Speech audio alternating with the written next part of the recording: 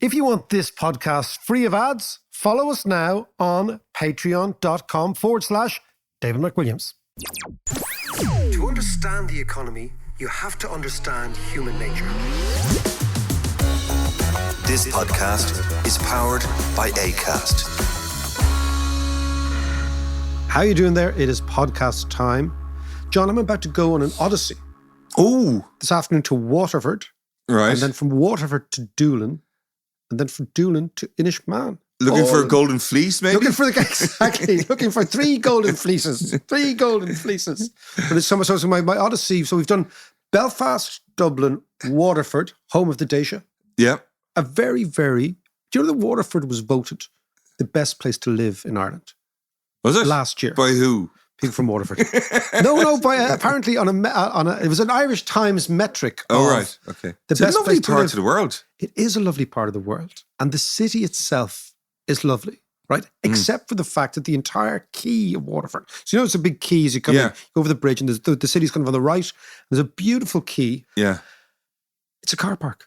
Yes. Yeah. So basically the entire piece that looks over the river and the water. Yeah, the waterfront, which is probably the most beautiful and attractive part of any city. Of any city, yeah. You know, the Americans always say, I want to live by the water. Yeah. Right? Okay. It's a car park. Yeah, I know. And I was driving there and I was thinking, that's really, really weird. Because who has made that decision? And it's in a place, because if you go outside Waterford, right? Outside the city, and the city itself is really interesting and it's old and there's about 80,000 people in the city. So it's got a substantial enough hinterland. And then, of course, the hinterland itself is beautiful. Yes, it is, yeah. If you drive towards Cork. But I don't think it's a case of who decided that. I mean, that was... The council must decide. No, but that was the style of cities. I mean, we have our port in the... down on the waterfront in Dublin. Which we shouldn't have. Yes, we'll come back to that another day. But that's the way cities were built. No, but I understand. But I'm just saying, what I'm saying is the bit on the wall where you should have cafes and bars and parks and anything is a car park. Like, it's actually all cars, right? And it could be something, I think, quite beautiful. Anyway, I was just contemplating that as I was walking there. Right. And so we have, we're going to, and then we're going to go Oscuelga. We are, indeed. Inishmaan. Have you got your running shoes on? I've got my hiking boots. Your brogy rihe. Everyone can rih away. I'll go ag shul. If you go ag shul, I tell you, there's a beautiful place in Inishmaan, because the great thing about Inishmaan is that it's built from the same rock as the cliffs of Moher. Yes, yeah. Except there are cliffs in Inishmaan where nobody sees. You can go, there's not a sinner there. And you have the Atlantic coming in, and they're extraordinary. The wildness of it There's a wildness, and there's a mad thing, right? And I'll show it to you on Saturday, right? So John, when you're walking, something you will be really fascinated by is you'll see these huge, big boulders, granite boulders, like big rocks of granite in the middle of fields. And you think, what the hell are those things? Because they're completely inconsistent with the fact that the plateau is limestone, which makes the cliffs so lovely. Yes. Because it's soft and it breaks up and whatever.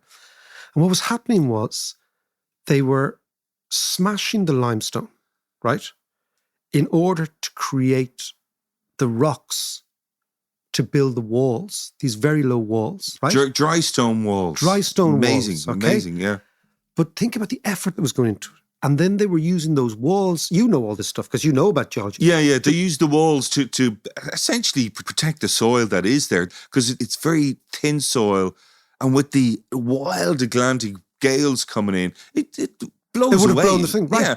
So the stone walls were used to protect the place, as well as to indicate who owned which field. Well, but yes. Yeah. But so what you'll see is the process whereby they smashed the limestone is so laborious. Okay, you can imagine smashing limestone all day, dropping this big granite onto the stones. Yeah. Then the stones splinter.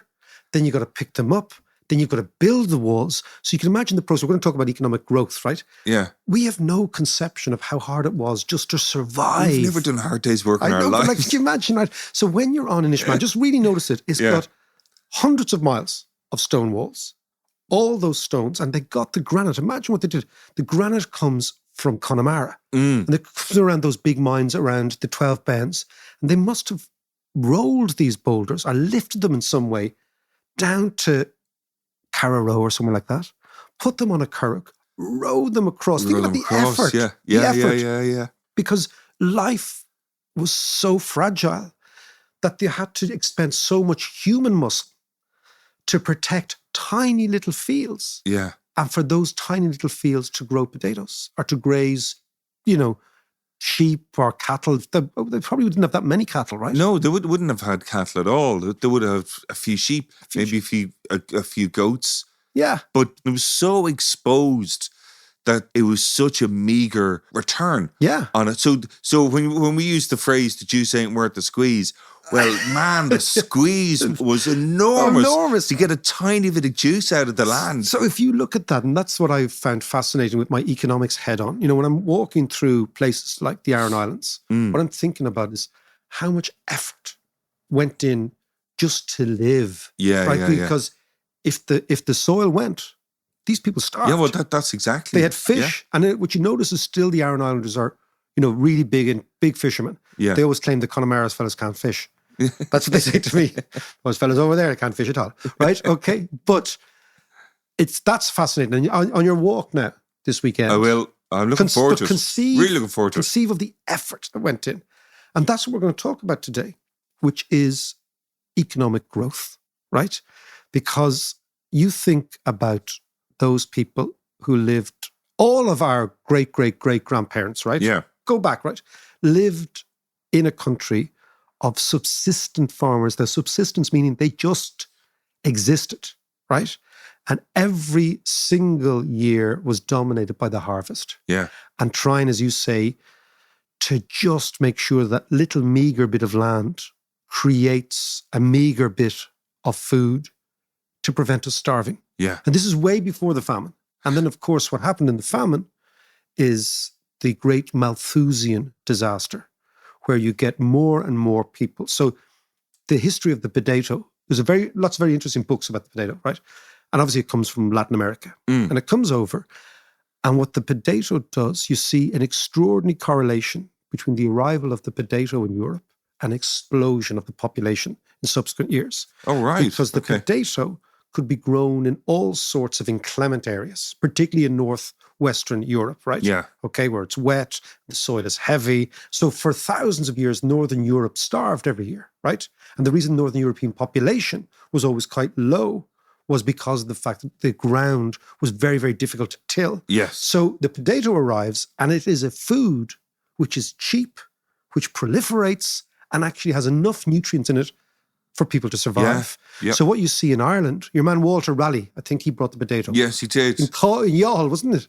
Was it Youghal he came into? He was in Youghal. I think he was in Youghal. Now, maybe historians will prove us. Yeah, right. yeah. But so he comes in, the potatoes produce a return from the land that allows more and more people to survive. And as more and more people survive, the population grows exponentially. Yeah. Because you got 4 kids, you got 5 kids, they survive, right? And then ultimately that population grows rapidly. But in the case of Ireland, what we did was the population grew rapidly, meant more and more and more people surviving on less and less and less land. Yeah. So at every stage as the population grew, the situation became more precarious. And then, of course, you get the blight. So the history... Yeah, but it's all, and it's also the reliance on a monoculture of spuds. Yeah. And that's what's so dangerous, by the way, about having, monocultures of these crops in Midwest America, in Ukraine, in Russia, all the rest. What is it? The Russia and Ukraine supply a third of the world's wheat, isn't it? Wheat or whatever it is.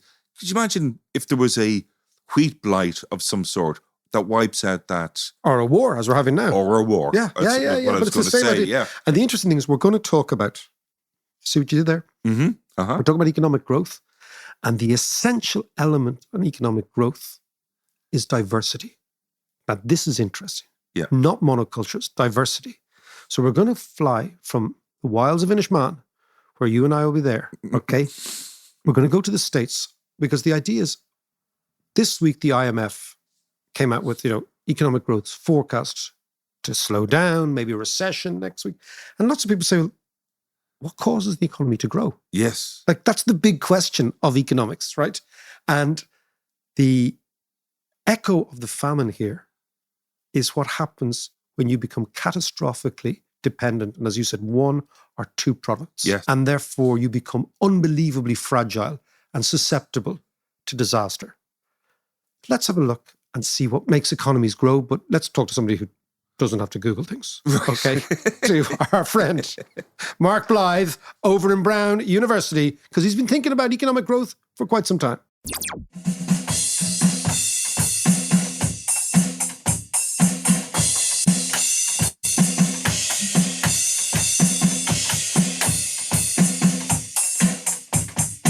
Simple minds for you there. That's the sound of Mark Blyth, famous political analyst, economist, political scientist, hello, and now drummer.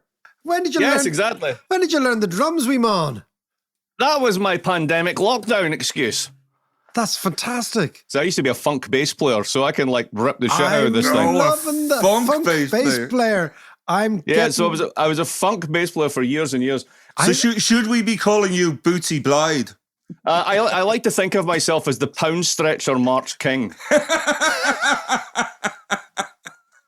You can be. I can just see you as a member of Odyssey or some sort of funk sort of. Oh, definitely! Oh my God, that would be heaven. Late 70s funk Earth, Wind and Fire. Yeah. Literally being the bass player in Earth, Wind and Fire would be like the coolest gig in the world. Oh, John, no doubt. Oh, man. We've got to get some Earth, Wind and Fire going on this podcast. Absolutely. Okay, you could be like Bernard. Yeah, do you remember definitely. Bernard, who was Nile Rodgers' mate in... Yeah, yes, absolutely. Yeah. Or Bootsy Collins was the best. Bootsy Collins was an amazing bass player. Bootsy was incredible. Who no did doubt about Bootsy that. play with? Parliament. Look at you two, nerding out on bass players of our time. I'll go for Bruce Foxton myself. A very different style, but he was an absolutely excellent player. I mean, definitely. I mean, it's like Peter Hook from New Order as well. Yeah. I mean, what a bass player. But with a plectrum. I mean, a very different style. And Paul McCartney was a pretty good bass player too. Well, John Entwistle was incredible actually, because because he was also playing with a very difficult drummer, a very brilliant but difficult drummer, Keith Moon. Difficult in many ways. But they really complemented each other because they were both really busy players. Like John Entwistle was a busy bass player, but he was great. Listen, how are you, mate? It's really good to hear you. Always a pleasure. Always a pleasure. And we'll see you at Dalkey live and dangerous. Oh, I see what you did there, Mike. Very good. Which is an album by another fantastic bass player, Live and Dangerous, Thin Lizzy. Oh, yeah. Funnily enough, I was in the gym the other day and they were playing Jailbreak, and I was like, that song never gets old. Oh, it's superb. Jailbreak. Tonight there's gonna be a jailbreak. It's brilliant. Yeah. Well, we could have an homage to Philo, an homage to Phil Lynott, one of the finest other bass players. So listen, Mark, let us talk about... Serious now. Yeah, no, serious. Look, first off, I'll see you in the flesh in Dalkey in a couple of weeks' time. We'll be actually announcing that lineup quite soon. So it'll be really lots of good speakers, lots of good chat, lots of good fun. I want to talk to you about something that basically has bedeviled economics for the last 200 or 300 years, which is up until about 300 years ago, economies didn't really grow that much. And then about 300 years ago, economies start to take off, almost in a vertical pattern, if you'd looked at it on a graph. The question is why? How do economies grow? What does it take? You've been thinking all about this. I have indeed. I'm going to try and write a book about this in about 2 years' time. So for me to write a book, I need to do about 2 years of research. And one of the ways that you start to do research is you do a class. You put together a syllabus of all the stuff you think you should read, and you get people to help you read along. And that's what I'm doing now. So I'm at the end of the story in a sense, which is the class is called From Growth to the Green Transition. I discovered reading a book about the OECD, an organization based in Paris that basically is a kind of like think tank for finance ministers. And in 1961, the Kennedy administration organized a conference at the OECD where they were trying to convince European finance ministers of the benefits of and the possibility of continued economic growth. As late as 1961, the Europeans in particular were deeply skeptical that you could have continually growing economies. This was just not part of the lingua franca, not just of economics, but more importantly of politics. It just wasn't thought to be possible. The whole idea coming out of World War II was to rebuild back to the standards, hopefully, of the 30s. The idea that you would then move forward at the rapid clip that we did and put people on the moon and everyone could fly in transatlantic planes, that was a fantasy. There was no way that that was the case. And yet, that happened. And the really interesting thing is you go through this decade of the 1960s, the fastest period of growth that Europe had, averaging 9% a year, astonishing rates of growth. And then in 1970, you get the birth of the environmental movement. You get this report that comes out from the Club of Rome, this weird group called the Limits to Growth. And even the OECD itself starts to basically question the very foundations of growth and the sustainability of growth. Then you have the kind of neoliberal period we've lived in for the past 40 years where all of those concerns were just nailed shut in a box and buried deep in the ground and nobody was allowed to talk about it, right? And then eventually, you know, as Macmillan said, events, dear boy, events, right? The climate crisis, the juxtaposition of all these different forces come together and those same concerns come right back out. So, yeah, growth. It's all about growth, isn't it? So tell us, so Mark, every single society wants to grow, get richer, provide more opportunities. This is a metric that the vast majority of economists, policymakers subscribe to right now. I'm going to come on to the idea of going to a lower degrowth, maybe steady state economy to be consistent with the environment in a couple of minutes. But first, what I want to ask you is, how do economies grow? There's lots of different theories about this. There's a new one that just came out. It's a really nice readable book by a colleague of mine at Brown. The book is called The Journey of Humanity by Oded Gador. And he's been working on this forever, right? I mean, it's long run growth. And for him, essentially, it's about the development of human capital. That is to say, knowledge, right? Once you invest in knowledge as a society and you have enough of a surplus through the agricultural revolution, you get past the old sort of Malthusian trap of population versus food. And then you can get into a period whereby you can use technologies to accelerate growth. That's kind of, in a sense, the standard model. And there's not a lot wrong with it as a story. The question is, though, and this is the important part for the current moment, even if that's a general theory, right, by which we mean it explains the past and it can hopefully explain the future, and it certainly explains how we got here, do the conditions of the world allow that to keep going? Is it really just a case of technology and more knowledge, a shift in demography? As countries get richer, they tend to have less kids, so the population gets more sustainable. And that way you can get to a kind of high-level, steady state of growth. That would be a nice world, and that's the world that Oded kind of sees in his book. There are other people that take very different views on that. To go back to the economic side of it, for a long time, economics really didn't care about growth, which is hard to fathom these days. That is hard to fathom. I mean, if you think about, the classical economic theories of like Marx and Ricardo and this sort of stuff, they all believe that basically there's some version of a kind of theory of a common rate of profits, that essentially machines in competition compete profits away to this very, very low rate. And the only way to escape that is to go to new markets. That's Ricardo. And Marx takes Ricardo's framework and essentially turns this into a mechanism whereby capitalism collapses in on itself. So if there was a 19th century growth story, it was a pretty pessimistic one. And in the 20th century, as I was alluding to at the start, we didn't even really start thinking in these terms until the 1960s. The seminal economic work is a guy called Bob Solow. And Bob comes along and basically says, at the end of the day, you've got population, doesn't vary much, and you have a capital stock, a certain amount of stuff you make things with. And that's kind of the two ingredients you've got. And how do you get from sort of one level of growth to another? It seems to be outside of those parameters, right? It's exogenous, as economists say.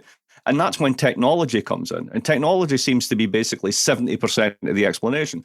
Technology plus how you organize things. And then that gets molded into a thing called total factor productivity. So it's a bunch of sort of special theories. Yep. Oded's book is an attempt to do the general theory of this. But really, the funny thing about it is, David, the more you get into this, the more you realize you're talking about different things. So I'll give you an example. When we talk about growth, what's the metric that pops into your head? GDP, how would you measure GDP, growth? GDP, right. Now, here's the thing about GDP. Every politician wants it, but GDP is an average, right? You talk about, the average income in the United States, the average income in Ireland, et cetera, right? And what matters, if you've got a kind of symmetrical distribution of income and wealth, then GDP is a kind of meaningful figure. But if you have, as you have in the United States and other places, an incredibly skewed the distribution of income and wealth, then that average is completely misleading. What you should be looking at is the median. The difference between the median and the average is huge because the tail's getting dragged up because the rich people at the top are pushing the average. Now, explain to me the difference between the median and the average, and explain the notion of the tail, which means many things to many people. Well, indeed it does. So imagine that you've got the classic situation of 100 people in a bar, right? Yep. And everybody's average income's 50 grand. We're just going to call it. It's a pretty rich bar. It's a nice bar, right? Yep. It's a wine bar.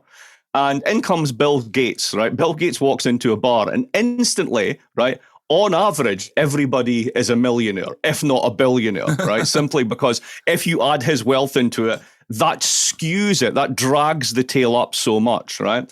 But if you were to basically line everybody up and then count from the first person to the 50th person or the 51st person, given there's now 101 people in the bar, what would be the income at that level? What's the income at the 50th halfway through?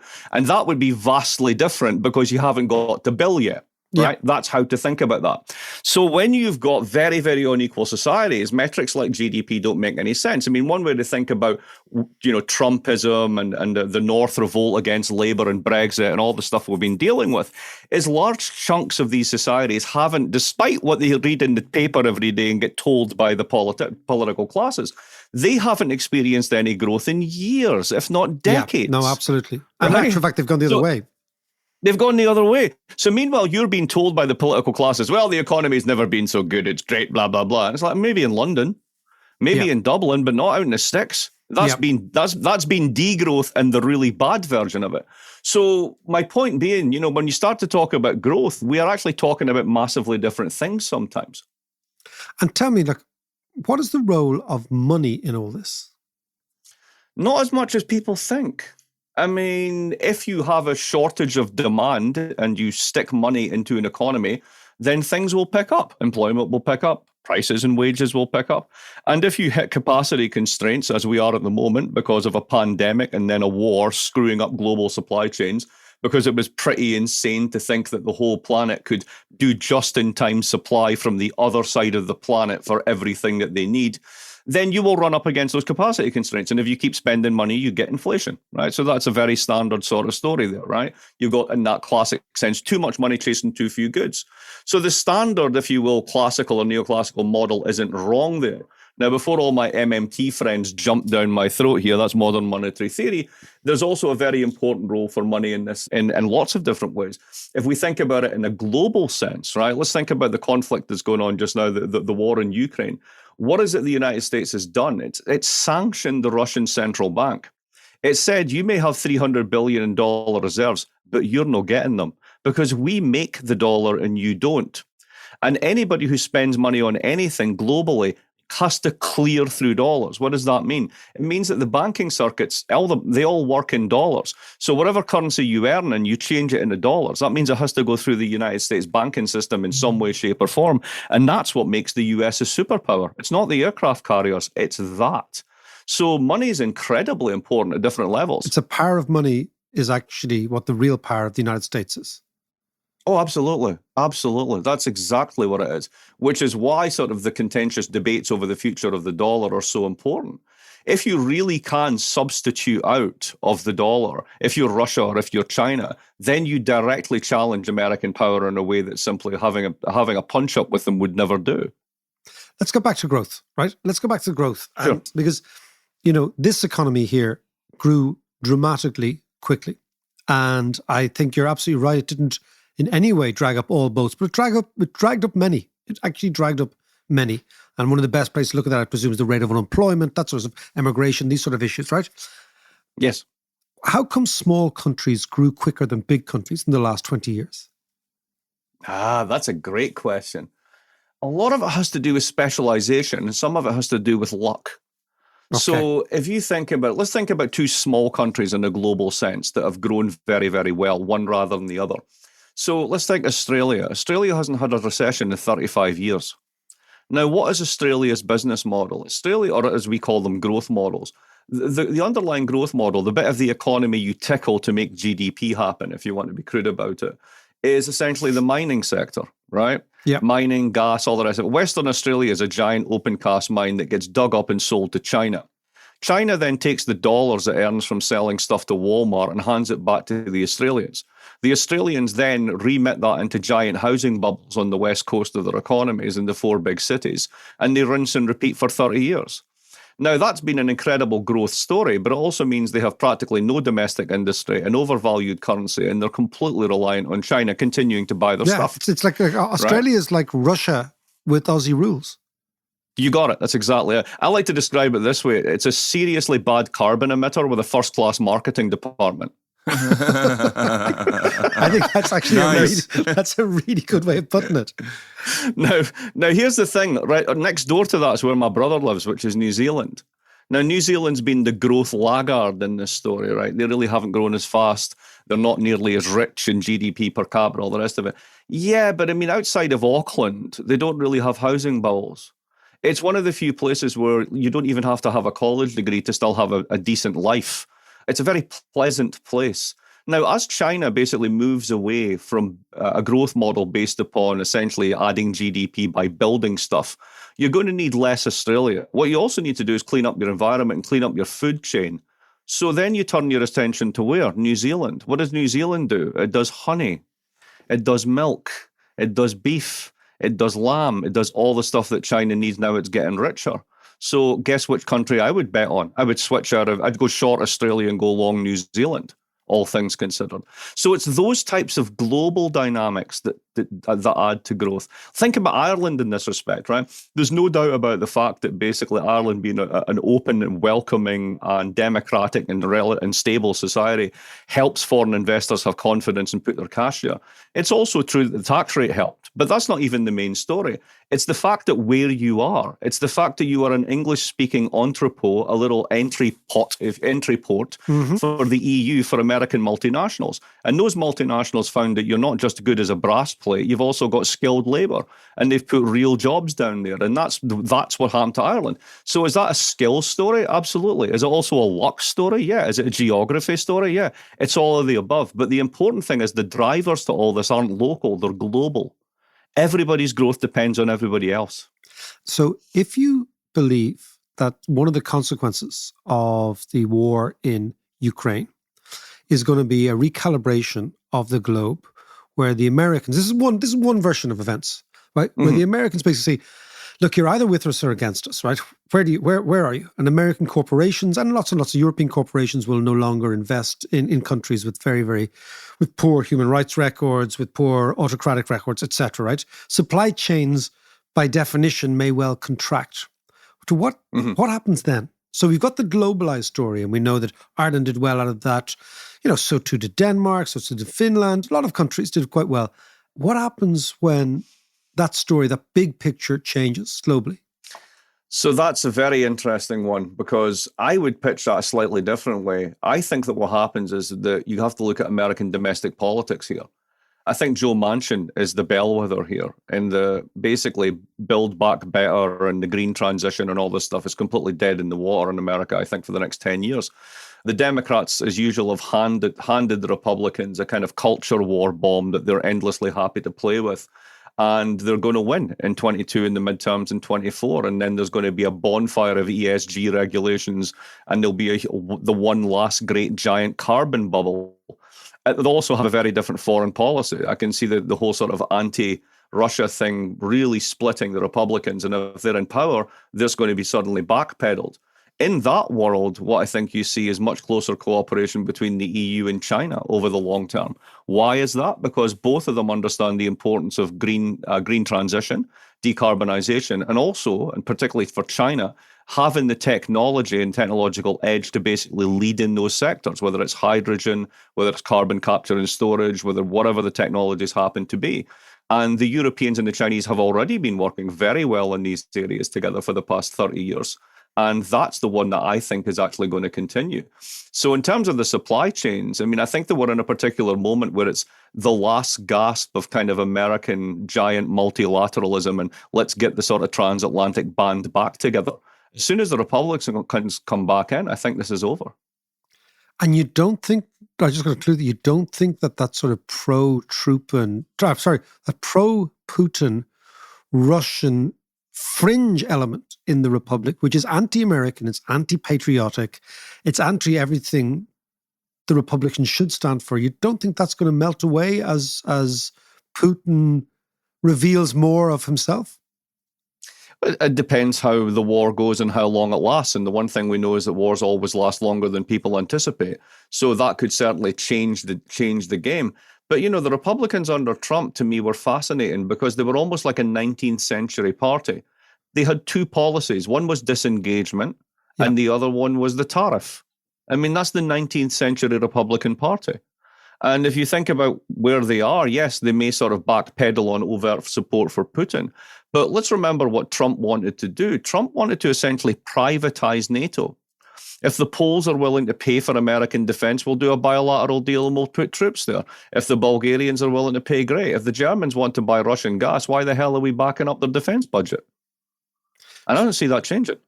Now, the Germans have said they're going to change. We'll see. But anyway, the point about global supply chains, we're getting off track, right? The point about supply chains. But it's good stuff. It's good stuff. Yeah. But the point about supply chains, I'd put it this way. What happens is if you bring these things home, you shorten them. And what does that mean? It means that you're going to do a lot more automation. So all the automation that we've been hearing about for the past decade that didn't happen or happened in places you didn't notice it, like global supply chains, it's going to come home. And that comes, if you're going to make more stuff at home, you're going to do that with relatively expensive labor in some countries. And the way that you deal with that is by huge amounts of automation. Now, does that necessarily kill jobs? In one version of the story, it does, but there's other versions of the story that it doesn't, because if you automate a process and you really boost your profit margins and lower your costs, then you expand output. That creates more jobs rather than less. So it's going to vary sector by sector.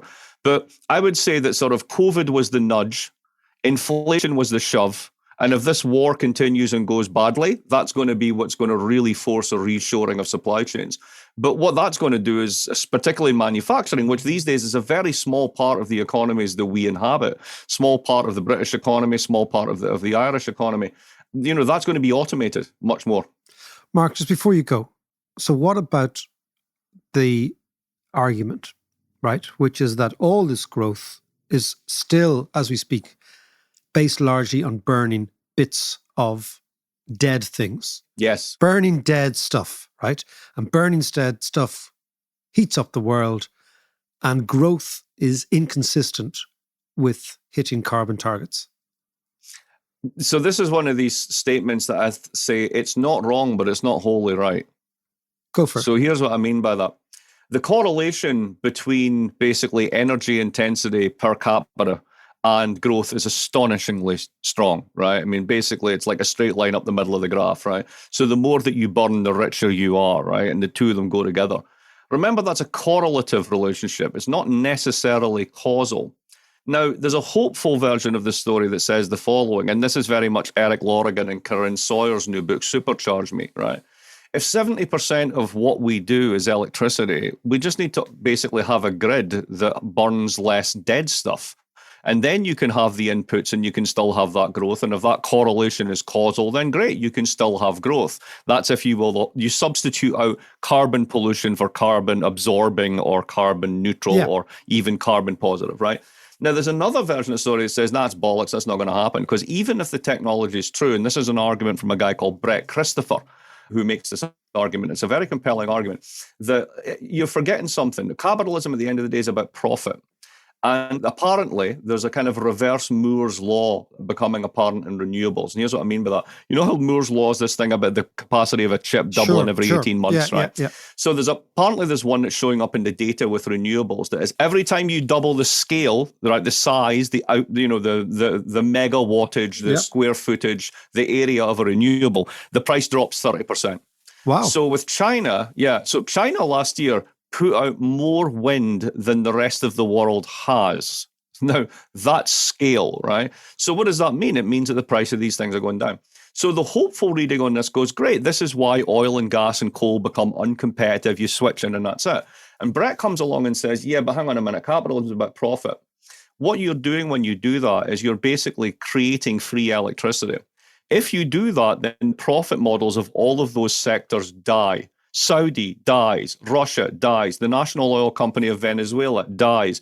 All these things that basically hold large chunks of capitalist economies together are just they're done, right? Because energy is free, because electricity is free. Because energy is effectively free, right? Okay. So they don't have anything to do. They're going to fight that tooth and nail because that's how they make money in this world. That brings us back to the growth story. So the only way around that is if you're going to make electricity effectively free, you need to run it as a kind of, if you will, global public utility. It's hard to see how you're going to get individual nation states to line up for this when they've got some of the most profitable sectors in their economy kicking and screaming the other way. So to bring it home, it's an open question at this point. I don't happen to think that technically that growth is incompatible with the planet, so long as it's not carbon intensive. The question is, can you reduce the carbon intensity?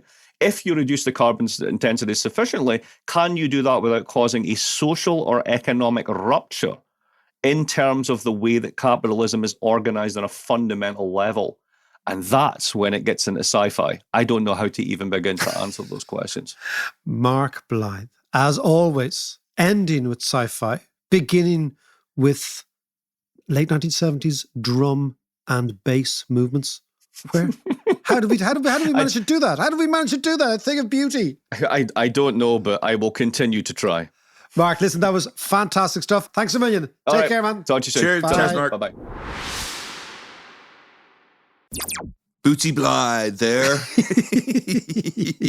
I can imagine him in a man, we should 1970s funk band. Yeah, absolutely. There's platforms and all the rest.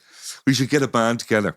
But actually, what I thought was really interesting, and obviously it stands to reason, is this correlation between energy use and economic growth. So the more energy you use, there should be more. The more you burn, the more economic growth. Yeah, but we're running out of stuff to burn, so growth is going to slow down. So we need to find a new energy source in order to keep that growth going. And that's the challenge of the ages. And it is the challenge. And you're absolutely right to say it's the challenge of the ages. Because if you look at human history, from the very, very first time we left Africa, out of Africa, East Africa, up until about 1750 or 60, nothing happens. The economy doesn't grow almost at all. And it's called the Malthusian trap. That basically, we talk about the famine, right? That economic incomes, real incomes, were a function of food and the harvest. And sometimes the harvest was good and people had slightly more kids, but almost invariably you had failures. You were talking about monoculture, you had failures of crops. Yeah. And human income did nothing for 100,000 years. And then it's only like a blink of the eye, 250 years ago, income takes off. Whoosh, right? Yeah. So they call it the hockey stick in things, you know, right? So you get nothing and then it goes almost vertical. And it happens first in Britain, then in Western Europe, then in the United States, and then gradually that process continues. Spreads, yeah. But at the core, as you said, was not exclusively, but quite obviously, was fossil fuels, was that idea of a new source of energy. And right now, we're at the end of that game. We're at the end of a 250-year cycle because we can no longer burn fossil fuels. A, because they're running out. We had a good run of it. We had a good run. And B, but what is interesting is that unless we find a new renewable form of energy, do you ever remember the vista of Mad Max? I do, yeah. Of a dystopian world running out of petrol. Yeah. And great movies, actually. Mel Gibson and his crazy thing, right? Yeah. But that dystopia faces the 7 billion people in the world unless we find renewable energy. That's the key. It's the renewable energy discussion isn't like some sort of greenwashing of morality or some sort of greenwashing of economics. It's elemental. And the 250-year run we've had, there's no guarantee that that'll remain the case. Because if we run out of energy, we go right back to primitive world. Yeah. So we need to find renewable energy. Otherwise... fast. Otherwise you can have your best Mel Gibson. You'll be in one of those crazy trucks in the desert, John Davis as Mad Max 7. I can see it now. Talk to you next week. While you're there now, I hope you're still enjoying this malarkey, because John and I are certainly enjoying it. Thank you very, very much to our Patreons. And if you're not a Patreon and you feel like supporting us and you fancy all sorts of exclusive goodies, just go to patreon.com/David McWilliams.